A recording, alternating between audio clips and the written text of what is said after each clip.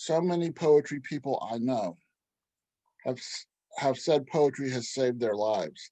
The same story is told in a million different voices around the world. Poets are warriors. Poets are fighters. Poets are Olympic pugilists. Our enemies, our nemesis, our sparring partners are simultaneously our mirrors and our past, our present tense existences, our fleeting moments in which we contemplate lives, decisions, relationships, families. Our words run through veins to hearts and through nerves to brains. We spit them out as poetry, exposing them to the elements, singing them to a glorious death, memorialized on page to be read both out loud and in silence, not only by us, but also others who have experienced pieces of our lives in their separate lives. Our epitaphs become their epitaphs. Our poetry is a graveyard that transforms death into life. And finally, ribbons in the quicksand. There once was a poet who was separated from a jungle tour group. He wandered through the canopy underbrush for hours. He stopped to sit atop a felled tree the length of a bus. He thought this image would make a memorable line in a poem. He rose from his stoop, lifted his right leg to step on solid ground, and found his feet in quicksand. As a poet, he knew the true meaning of the word futility. He understood if he flailed his arms or tried to wriggle his legs free, he would sink quicker. His still body slowly sunk.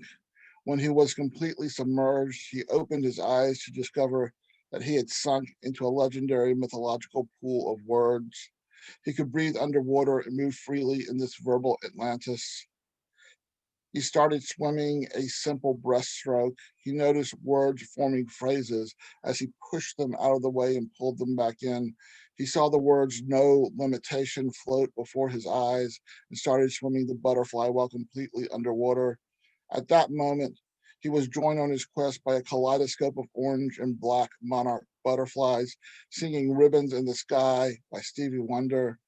The song he always secretly hoped would be his first dance at a wedding he had accepted might never happen. At the end of the song, the monarch swirled around and shrank into a tube that fell onto the ocean floor. It was retrieved by a shiny silver octopus who handed the poet an antique kaleidoscope and said, "Take a quick look-see. This one is different from the free cardboard kaleidoscopes your Guinness handed out." When the poet wrapped his hand around it, it felt as if it had been custom made for him. He raised it to his right eye and experienced a poetic synesthesia of words as colors and sounds and aromas and tastes and textures. The kaleidoscope disintegrated, and words swimming around his being flowed and rhymed and made sense and made no sense at all. He began to scream and cry and laugh and feel every emotion possible in one single moment. The tour leader placed a bar of smelling salts under the passed out tourist's nose. It seemed the man got lost and hit his head on a felled tree the length of a bus. The tourist, who happened to be a poet, thought this image might make for a memorable line in a poem.